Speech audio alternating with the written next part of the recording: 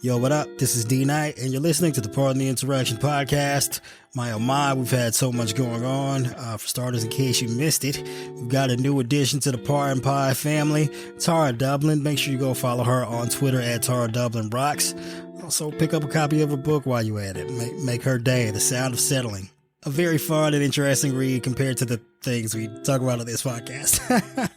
But yeah, we're heading toward the do or die time for the 2024 election. Go ahead and hit up joebiden.com. Get that man like $1 a month or something. Help his campaign staff up and get prepared to try and save our democracy. And make sure to grab like one other person you know and tell them about the podcast. Make sure they subscribe and tune in every single week. We got a lot of things coming up for you this year. We need all the support that we can get. So if you do your part and help us grow our audience, we'll do our part and help elect Joe Biden in 2024 and save American democracy. And this is the Pardon the Interaction podcast.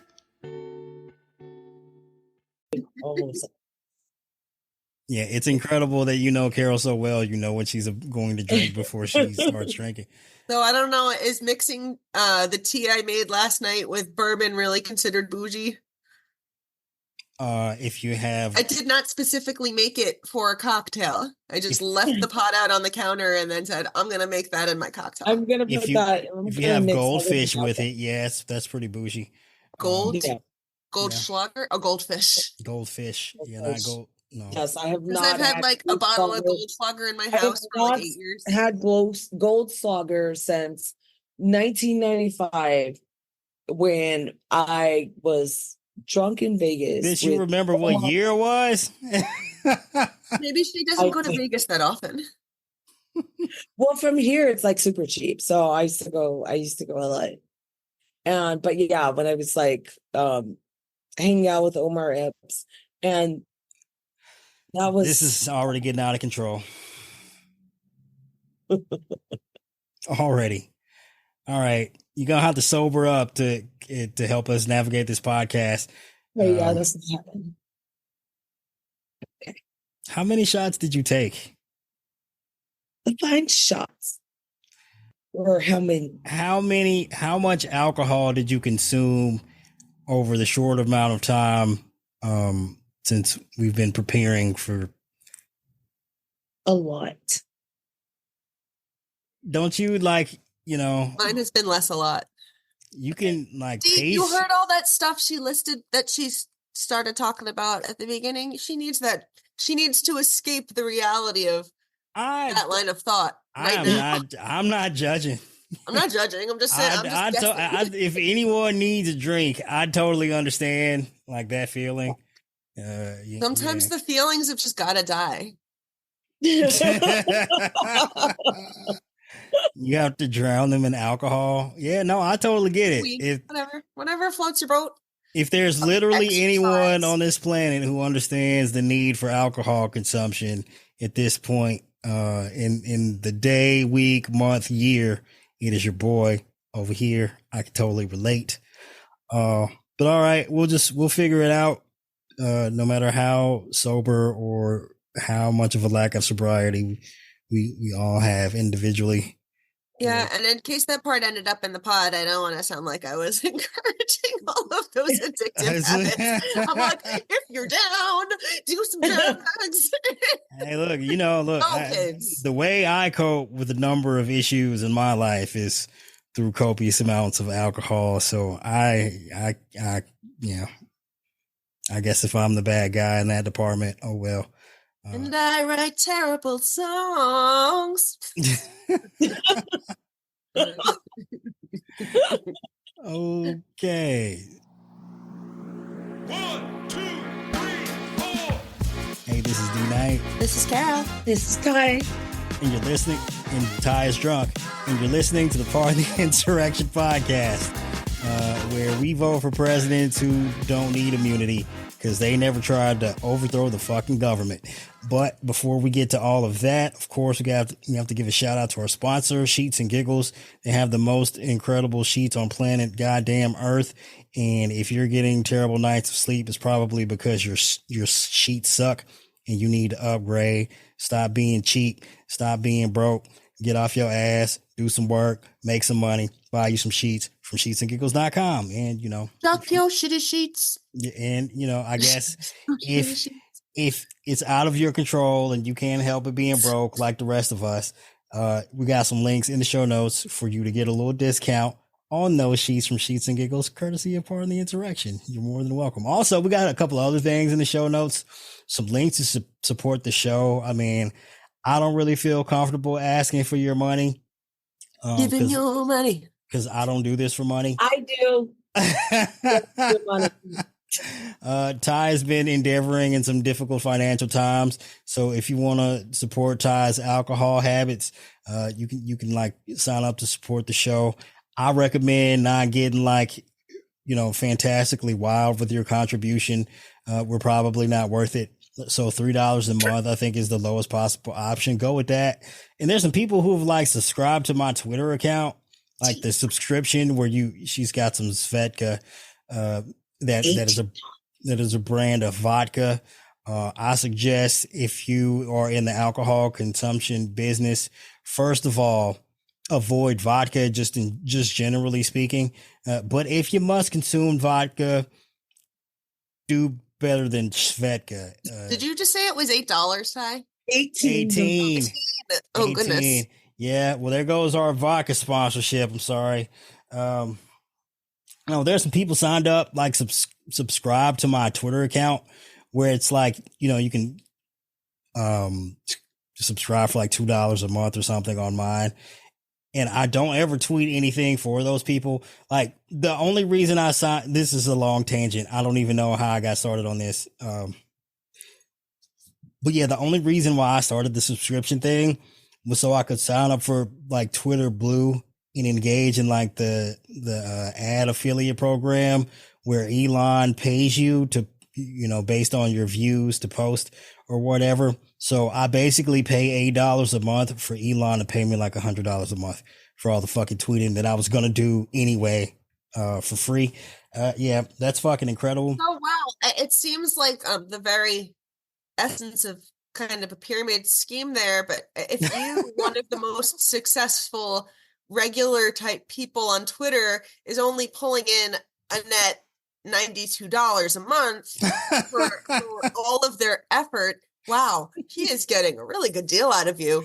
So here's the thing, right? I had no plan on talking about this. I don't know how the fuck I even got on this tangent, but because I derailed you. Well, okay, so there are ways that you can like milk the system to get a lot of views. Like, one way a lot of people have been doing it, and this is just, anecdotal evidence from what I've seen, is like you put these replies on these viral tweets of videos and shit, and the shit might have like 30, 40 likes, but it got like 50,000 views. So if you're putting this like random video nonsense responses to these viral tweets, you can get tens, if not hundreds of millions of views a month. I assume those people are probably making quite a bit more money off of this endeavor than I am. Like I said, again, I wasn't doing this for the money.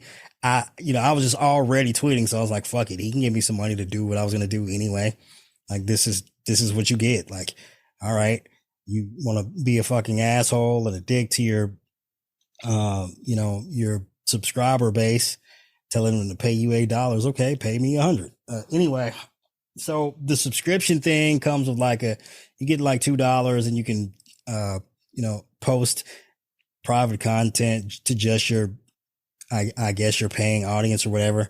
Like, the way I intended to dissuade people from paying me $2 to subscribe to the thing is by saying that like the content would be like nudes. So I was hoping that people would like clearly understand and, hey, this is not a serious option. Like, don't send me money. You're not going to get anything. And people just like signed up anyway. I don't know. They don't know what the fuck people are doing. Well, that seems like quite the bargain on nude photos. I would think the going rate should be more than $2. I mean, well, yeah, maybe if I were actually, if I were actually posting nudes, maybe. I'm not out here on this Drake shit. Yeah, I'm just saying, they might think that, wow, $2 for nudes, what a fucking bargain. Click. Well, here's the thing. I currently have 47 subscribers on Twitter, or 42 subscribers on Twitter, paying me $2 a month for who the fuck knows. But I appreciate you guys. I guess I should give you a shout out on the podcast. Oh, is one of that these where days. so you're not getting that money from your views? That's the money you mentioned earlier is from your followers? No, so I'm getting Both. I there's a payout per month from the subscribers, and there's also a payout on a semi-regular basis that's not, it's like a incremental basis that's not really look, the way this whole fucking system works is totally dysfunctional. It's like he slapped some shit together at the last second because he had a fucking light bulb go off in his head. Like, there's no rhyme or reason to how much or when you get paid. So it just kind of like, this is stupid. I get payouts at random intervals. It just, but it's not important. Like, I don't care. I don't know. Anyway, yeah. Totally unnecessarily long tangent that I ran off into as Ty is getting her beauty sleep, after consuming quite a bit of Svedka. And Svedka, if you're listening, we love your vodka, even though I'll never drink it. Nah. No thanks. But still feel free to sponsor the podcast. I'm more of a whiskey Grey guy. Goose, if you're listening, no, I'm still not really that interested. I like I whiskey. know I like whiskey. Jack is my friend. Like, we go way back. You hear that, Jack Daniels? I'm in Tennessee, baby. Hook your boy up. Willets. I don't know if you guys know Willets. I love Willets. But I'm gonna pay $18 all day, every day. I also like tequila. Like, that is probably my Willets is second bourbon. favorite. Yeah. I'm gonna take $18. Anyway, so in case you missed it, it was a major news day, and it's also been a while since like the three of us have gotten together. In that case, it's been like a major news month Consequently, I did miss it. already. But Well, I I'm mean, totally ready. I am confident in bullshitting through anything. that's totally fine. I'm not, but I'm gonna do it. You're a lawyer, so that kind of goes with the territory. Yes. And a theater nerd. Yes, that's right. true. So you've got like acting skills, and you've got like total BSing your way through complicated litigation skills. It's fantastic. It's the perfect skill set for this podcast. So the DC Appeals Court finally issued their ruling saying that no presidents, or at least former presidents, ain't got no such thing as presidential immunity, basically ensuring that this trial in DC, barring some unforeseen circumstances at the Supreme Court, will take place before the presidential election. And Trump is probably going to be convicted of basically attempting to stop the peaceful transfer of power on January 6th, meaning that we're likely going to have a 2024 election between President Biden and a convicted felon. We don't have time necessarily to go through the entire ruling. It's 57 pages. You know, if you would like to scroll through that on your own, feel free. Some of it is fairly revelatory. Some of it's kind of anodyne arguments about jurisdiction, which aren't not important. You just use big words.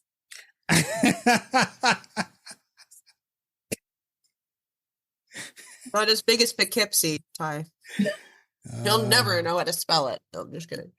Basically, the Supreme Court, in so few words, ruled that Trump is indeed indictable, or at least that's the way Marjorie Taylor would like to pronounce it.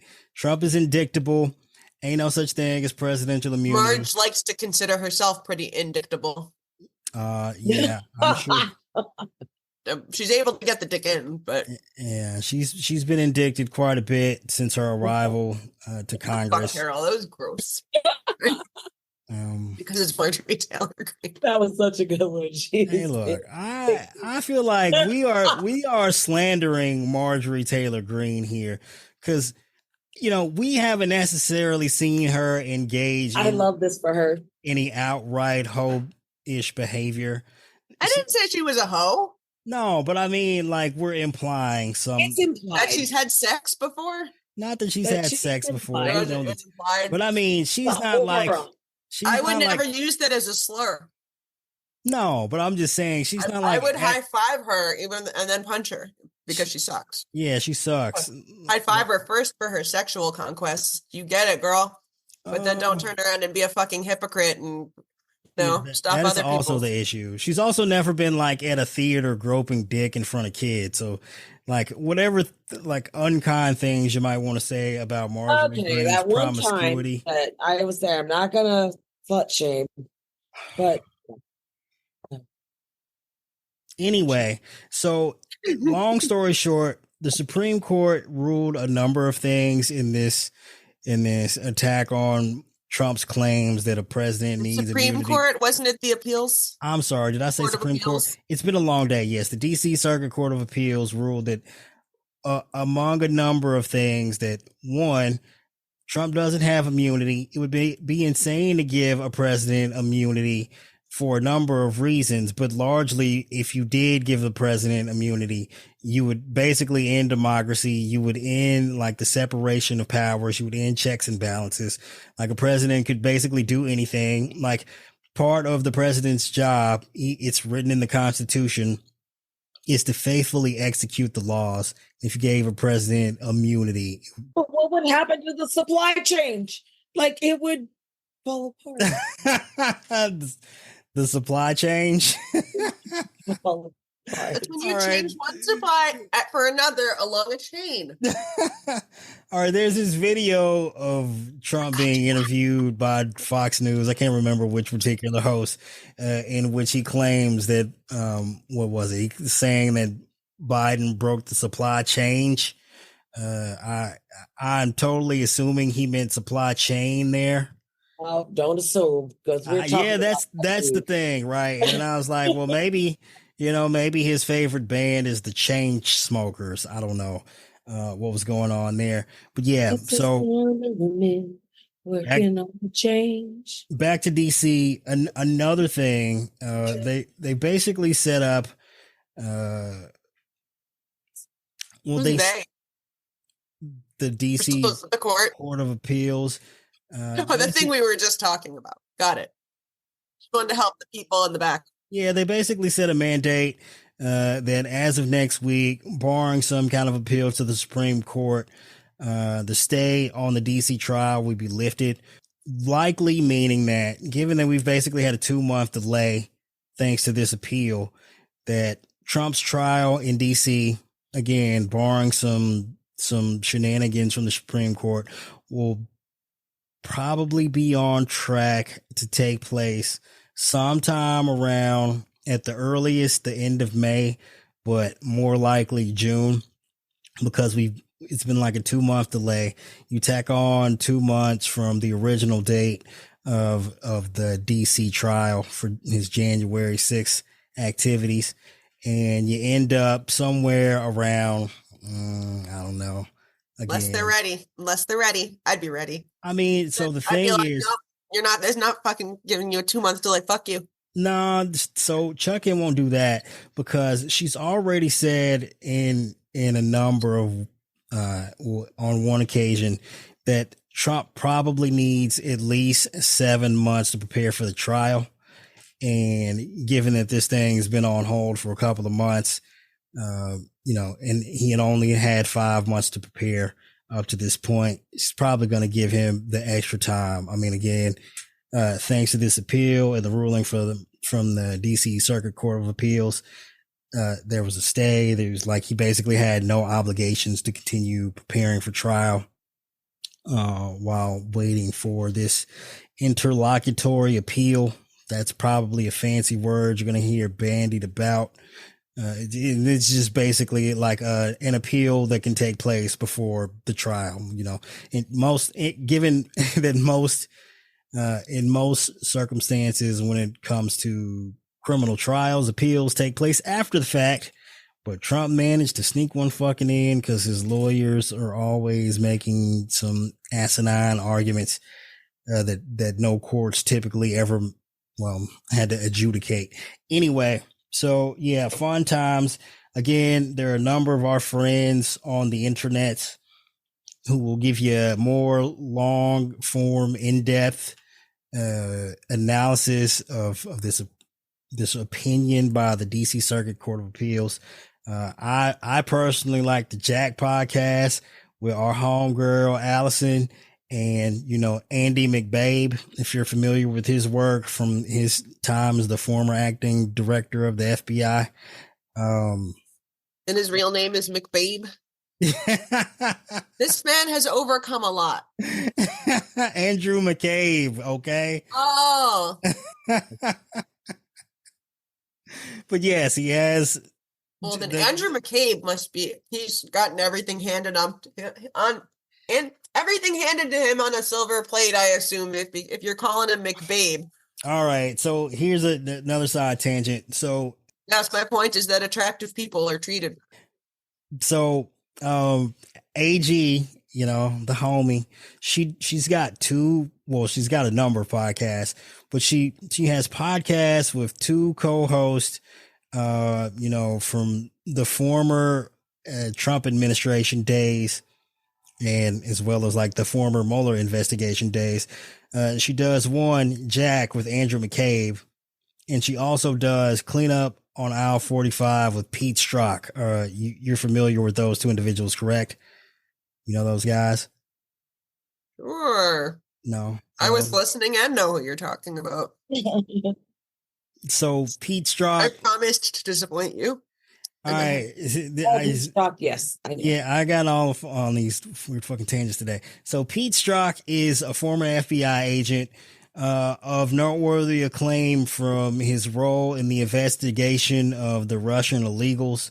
You can go ahead and Google that. That was a pretty incredible endeavor there, where Russians basically embedded some foreign spies into these.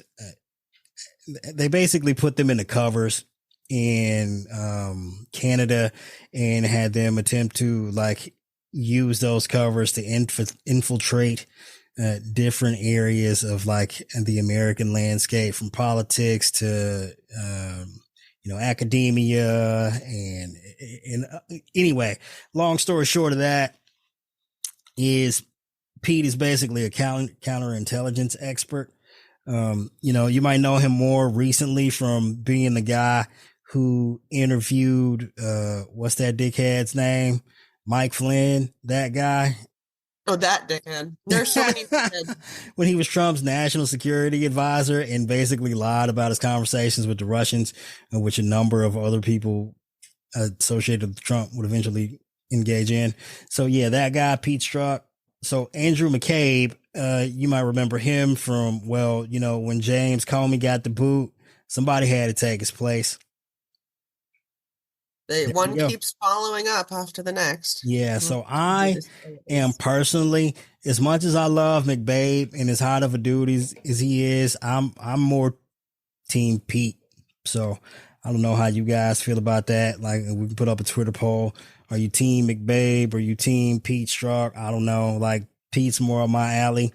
He's kind of like grumpy, and well, yeah, he's definitely grumpy. It's not even kinda super grumpy. He don't take no shit. He's got like zero tolerance for stupidity. So as you can imagine, he's very not fond of Republicans. There is again, it's not this thing I really wanted to talk about, but the one particular famous hearing that the House Republicans held, where they aired out all his fucking text messages, and like, here he is, here's Pete Strzok, FBI agent, bias, saying all this horrible stuff about Trump in the 2016 election while he was on the Russia investigation. But like, what they failed to leave out was all the stuff he was saying about Hillary Clinton too, which was like, while I'm not a fan of his opinion, he clearly ain't biased. He hates everyone equally. Anyway, all right. Yeah, just side tangent over, hopefully, for the rest of this podcast. I'm putting Todd to sleep here. If you know, it might be the Svedka. Hey, look, maybe you don't need no sheets from Sheets and Giggles. You can just get you some Svedka vodka. Colin is gonna kill me. Yes. Sheets and Giggles. There. He's like, this is not. If you can't afford to have Sheets and Giggles, you might as well drink 7 shots and pass the fuck out. Yeah. Well, you know, to each their own. I too am having I didn't have a dry January. I'll tell you that much. All right, kids. So Me too. You can tell my jokes being sucky. Okay. So, Republicans in the House of Representatives, despite having a bipartisan bill presented to them by the Senate, decided to tank the bill in the House of Representatives, even though it was the bill of their dreams for all intents and intensive purposes. So this border bill, like, you can get into the specifics of it if you want.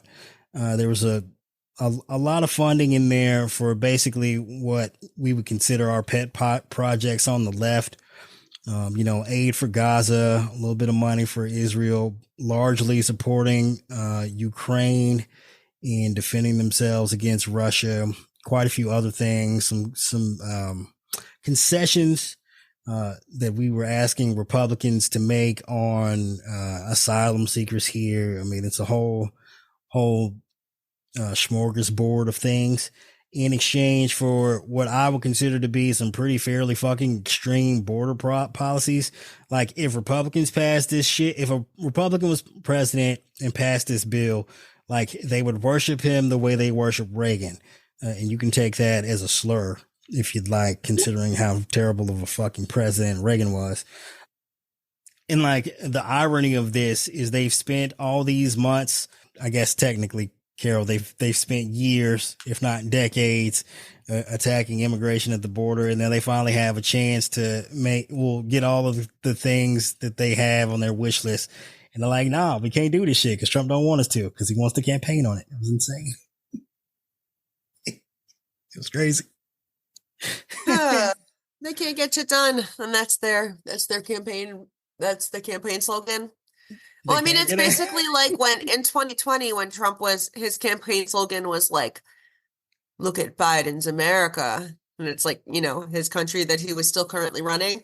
And now he's like, "Hey, come your back memory. And let me solve another problem I created." Your memory is incredible. Because it reminded me of that AI video ad, or AI generated video ad that they created. It was like, Biden's America. And then it just showed a whole bunch of images from 2020 when Trump was president. That was insane. Well, sounds like you have some pretty good memory too. But I successfully elicited that imagery in your brain hole. You did, because I had totally forgotten about that shit. That was wild. I mean, look, 2020 was look, 2020, as insane as it was, now that I think about it, it's probably not going to have anything on 2024, and hundreds of thousands of people died in 2020. I'm sorry for laughing.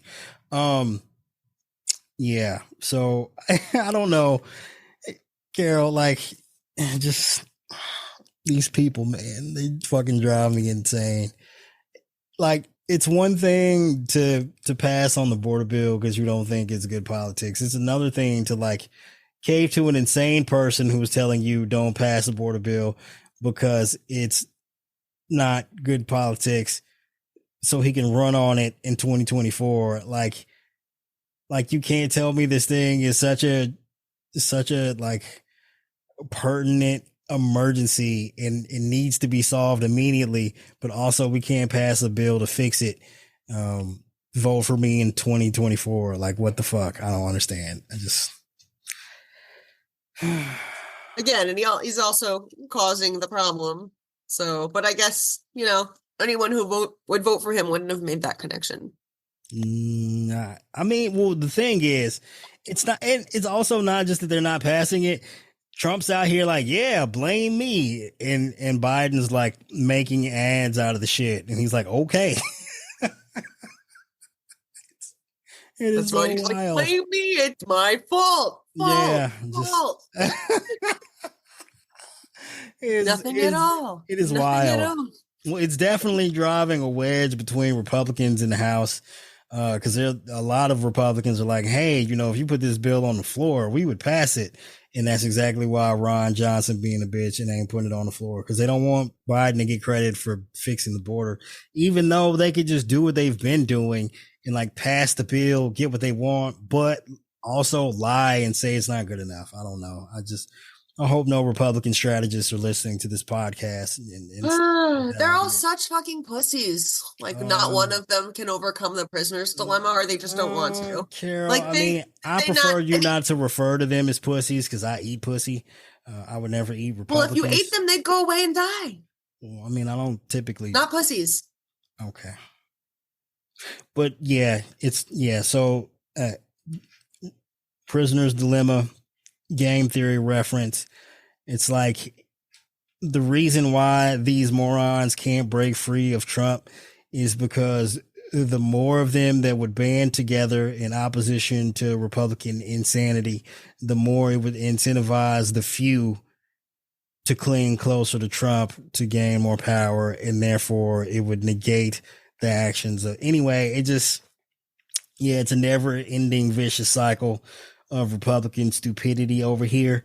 And on Not that, just stupidity, they're cowards. I mean, and okay, cowardice. Cowardice plus stupidity equals MAGA Republicans. They're willing to see how long they can delay the long-term ramifications of their actions versus like they're willing to ride on the, the short-term lie or whatever is going on for as long as they can. And it's apparently been 4 fucking years. I thought it would be. It's been longer than that. So I know, but I just mean like insurrection-wise. Okay, I'm glad you brought this up. We're going off on another side tangent. I'm sorry for hogging the microphone today and not shutting the fuck up. But given that one of our co-hosts is asleep, one of us has to pick up the slack. So it's not going to be me. Not tonight. The idea of Republicans foregoing, making a decision in the present moment that would probably benefit them long term, but be painful in the immediate future. It hasn't started with like this. Like there are so many points at which Republicans could have gotten rid of Trump, and they would be on track to possibly compete in the 2024 election, if not win. And again. The one that obviously comes to mind is, January, February of 2021. After the insurrection, they had the opportunity to just have 10 senators draw straws and join the rest of the Senate in impeaching Trump and forbidding him from ever holding office again. Like that probably would have been the easiest way to do it. Yeah, you got a handful of Republican senators who, upon the next GOP election, where they were, on the ballot, get voted out of office. You probably never, do anything in politics again. But hey, all your conservative donor friends pitch together, get them a fucking job where they don't get to do any work and they just get to collect a paycheck and move off into irrelevance, albeit, well compensated irrelevance. That's probably seems, if they could have had any foresight, that seems a lot better than what they're dealing with now. So. Right. But that wasn't their only opportunity. Like they had just when Trump lost the election in November 2020, they could have been like, all right, it's over. Instead, like he let them, they banded together to feed the public the lie that he somehow had the election stolen from him, even though like the only people who stole the 2020 election from him were the voters. Right. But that's not like the only opportunity they had. They had an opportunity in his first impeachment when he tried to use the powers of the office of the president to blackmail the president of Ukraine into opening a bogus investigation into Hunter Biden. And this was before Biden was even the nominee. Like they had the opportunity to get him up out of the fucking office then. Then they could have been like, all right, we're done with this dude. Let's get Mike Pence in here. Like we'll all rally behind Mike Pence, who'll have some credibility from being the president. And we'll put him on the 2020 ballot. Like, again, like the power of incumbency, he probably would have won, especially given that like the pandemic would have still happened, but Mike Pence would have managed it slightly less incompetently. Before that, obviously they had every opportunity, like say with the Mueller report, when that thing dropped, instead of having Bill Barr come out here and tell these fucking lies that it was complete and total exoneration since Trump wasn't getting indicted, which was a total spin, because anyone who's read the Mueller report is like, oh, it was all kind of fucking crimes in here. And not to mention that they was hanging around more Russians than we had ever thought was possible. The thing was just littered with fucking potential Russian agents. And not to mention like the multiple obstruction crimes in volume 2. Like they could have rallied behind getting rid of his ass then. I mean, go back even further. Like the second it comes out that Trump Jr. is meeting with the Russians in Trump Tower to get dirt, to get dirt on Hillary Clinton in 2016 before the election. Like that might have been a good opportunity to be like, hey man, let's just get rid of this dude. Like he's bad news. But no, they've decided that in the, in the immediate moment, it was far worth it for them politically to like tie themselves to this dude, or I mean, I guess in these particular instances, prop him up in such a way that when he eventually falls down, he drags them with him. But yeah, they decided it's like just crazy. All these people were able to fall for it, and I think it's exactly the kind of crisis of masculinity that these same people talk about, except that they have no idea what they're talking about, and the crisis that these people are raised to be fucking stupid and short-sighted, not have empathy, foresight, just any of the things that make you a functional human being. What was I talking about? I think you were talking about them like accusing, what was it, Netflix of making Alexander the Great gay? No. That? Yes, that's exactly what I said. Sure. You know what? I don't even remember. Great observation of me. I'm a genius. Wow. Right. No wonder you have me on the show. All right, totally off topic again. So there's some account on the Twitter, Twix, as I like to refer to it internally. That's like the combination of Twitter plus X. You get Twix, and then of course, like, because we're not Republicans, we're left Twix. Anyway, that was a very lame candy joke observation. Yeah, there was this account. I don't know. I can't remember. Maybe it was Libs of TikTok. I don't know. It was one of those Libs of TikTok level Twitter accounts that was out here like, try to watch the I guess it's a docu-series or documentary about Alexander the Great, and 8 minutes in, Netflix made him gay. And I'm like, clearly you need to crack open a history book or like even just Wikipedia. Cause I mean, it's well known. First of all, I don't understand like what the Greeks was doing way back in the day. They were a lot more sexually open than we are currently. But yeah, Alexander the Great, well known, bisexual, probably like dudes a little bit more than the ladies. As most bisexual men do. No, I'm just kidding. I don't know most bisexual men. Yeah, I don't know. I don't have enough. Have not asked them. Yeah, I don't have enough input on that from personal experience to lean one way or the other in that regard. I'm sorry, guys. I made a strong drink and now I'm being a dick. And I always say people shouldn't use those excuses. Well, if you're being a dick, Alexander the Great would suck you.